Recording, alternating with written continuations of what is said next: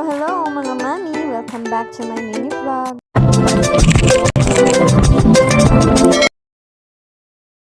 Kaya ito ngayon, ipapatuloy ko, ipapakita sa inyo kung ano ang update ng bahay na lilipatan namin. So ito pala ay itatanggalin ng mga marko dito sa dating bahay ng aking mister. Kasi pinalipat na sila ng bahay at ito hindi ito na nagagamit. Kaya kinuha na namin at ililipat namin dito sa pinaglilipatan namin na bahay. Day off pala ng partner ko ngayon at ito yung time na makakakuha siya dito ng kahoy para sa marko ng lilipatan namin. Sayang din kung di namin gagamitin. Malapit na rin itong matapos at may papakita ko rin sa inyo mga mami. Sana magustuhan nyo rin ang aking mga mini vlog. And subscribe to my YouTube channel. Sana wag nyo akong pagsawaan. Ang bahay na to pala mga mare ay sakto lang sa aming tatlo.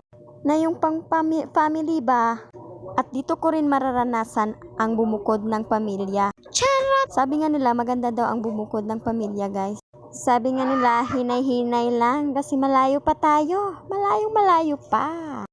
Chika ko lang pala guys, itong bahay na tinitirhan namin is bahay ng manoy ko, which is kuyan eldest ko. And hindi na nila tinitirhan kasi may sarili na silang bahay mga mami doon sa Argao, Cebu.